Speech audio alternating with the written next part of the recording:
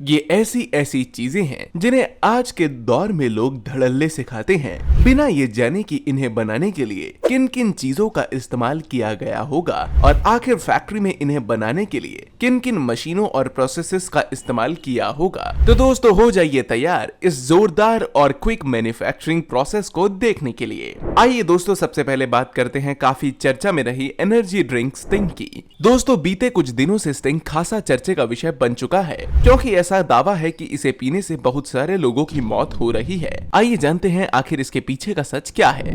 दोस्तों इसे बनाने के लिए सबसे पहले water, sugar, artificial flavours, preservatives, vitamins, caffeine, taurine, food starch और बाकी के तमाम इंग्रेडिएंट्स को एक साथ मिलाया जाता है ताकि इससे बनने वाली ड्रिंक शानदार हो। ये मिक्सिंग ऐसे लार्ज स्टेनलेस स्टील टैंक्स में की जाती है जो कि फूड ग्रेड क्वालिटी के होते हैं। इसके बाद फैक्ट्री में मिक्स करके बनाए गए लिक्विड को हाई टेम्परेचर पर प्रेशराइज किया जाता है ताकि ये कंजम्पशन के लिए पूरी तरह सेफ हो।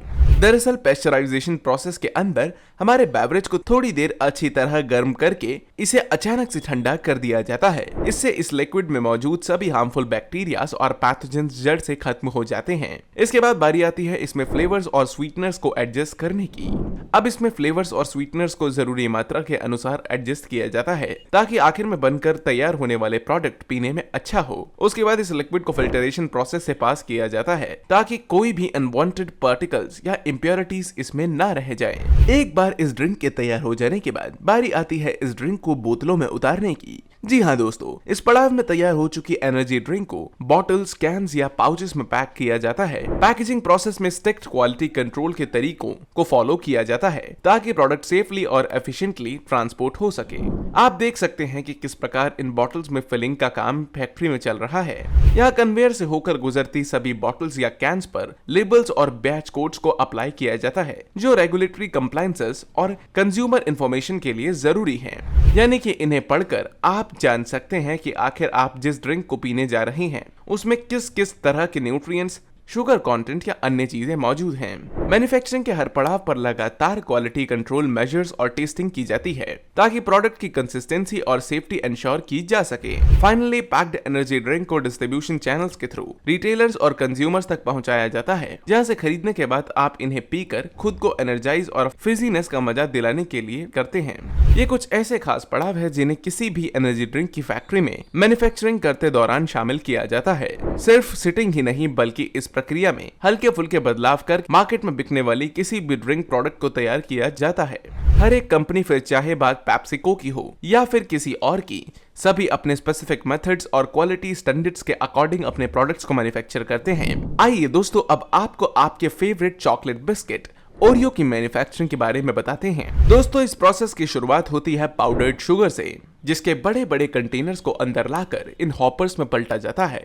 उसके बाद बारी आती है कोको पाउडर को इस्तेमाल करने की। दोस्तों शुगर के साथ ब्लेंड करने के लिए इसके ऊपर दो अलग अलग तरह के कोको पाउडर्स का इस्तेमाल किया जाता है और उसके बाद इंग्रेडिएंट्स को एक साथ एक खास तरह के एडिबल ऑयल और अन्य सामग्रियों को साथ मिलाकर मिक्स किया जाता है। अभी जिस मशीन को आप इस वक्त अपनी स्क्रीन पर देख रहे हैं, इसी की मदद से इन सभी इंग्रेडिएंट्स को एक साथ मिलाया जाता है और इसमें इस दौरान जरूरी मात्रा के अनुसार पानी को भी डाला जाता है। काफी देर तक साथ घूमने के दौरान इसमें अब ड्राई आइस को मिलाया जाता है। ऐसे मशीन के अंदर मौजूद सभी इंग्रेडिएंट्स एक साथ मिलकर ठंडे ठंडे गोल में रखे गए होते हैं। अब बारी आती है इसमें गेहूं के आटे को मिलाने की। उसके बाद ओरियो कंपनी का अपना सीक्रेट पाउडर भी इसमें डाला जाता है और यही सीक्रेट इंग्रेडिएंट ओरियो बिस्किट को बाकी के चॉकलेट्स बिस्किट से अलग बनाता है। बहरहाल दोस्तों मशीन में लगातार घूमने के कुछ देर बाद ये रफ चॉकलेट क्रम्पल्स के फॉर्म में बनकर तैयार हो जाता है। दोस्तों ओरियो बिस्किट्स का मेन इंग्रेडिएंट्स अब पूरी तरह से बनकर तैयार है। बस जरूरत है तो इस बिस्किट को इन सैंडविचेस में बदलने की, जिसके लिए इस खास मशीन का इस्तेमाल किया जाता है। फैक्ट्री के अंदर मौजूद ये मोल्डिंग मशीन हर मिनट के अंतराल में तकरीबन 5000 बिस्कुट को बनाकर तैयार कर देती है। इस मशीन में डालने के बाद इस बिस्किट क्रम्पल का न केवल गोल शेप में बदलना संभव हो पाता है, बल्कि इसके साथ ही इसके ऊपर बना एक खास तरह का डिजाइन भी मशीन में बन जाता है। इन सभी बिस्किट्स को शेप तो दे ही दी जा चुकी है, लेकिन दोस्तों अभी ये पूरी तरह से मॉइस्चर फ्री नहीं हुए हैं। यही कारण है कि इन्हें यहाँ से एक दूसरे कंपोनेंट में भेज दिया जाता है, जहाँ पर जाने के बाद इन्हें कुछ देर बेकिंग के लिए रखा जाता है। दोस्तों इस फैक्ट्री के ग्रैंड बेकरी मशीन के अंदर डालकर बारी बारी इन सभी बिस्किट्स को बेक किया जाता है और यहाँ से बाहर निकलते ही यह कन्वेयर क्षेत्र में चले जाते हैं, जहाँ से गुजरते दौरान इन्हें इन खास तरह के हाईली ऑटोमेटेड हैवी फैंस की घूमती पंखुड़ी की मदद सुखाया जाता है। एक बार सूख जाने के बाद इन सभी बिस्किट्स को अलग अलग लाइंस में डिवाइड करके आगे वर्कर्स के पास भेज दिया जाता है, जो कि उसकी क्वालिटी का इंस्पेक्शन करते हैं। यहाँ टूटे फूटे या फिर किसी भी प्रकार की कमियों वाले बिस्किट्स को अलग कर दिया जाता है और बाकी बचे बिस्किट्स को आगे चलकर टेस्टी क्रीम फिलिंग के लिए कन्वेयर्स में लोड कर दिया जाता है। इस वक्त आप अपनी स्क्रीन पर देख सकते हैं कि किस प्रकार यह स्फेरिकल क्रीम सिलेंडर तेजी से सभी बिस्किट्स के ऊपर क्रीम्स को डिस्पेंस करता जाता है। यह ऑटोमेटिक मशीन बारी बारी जरूरत के अनुसार बिस्किट के ऊपर क्रीम लगाती चली जाती है।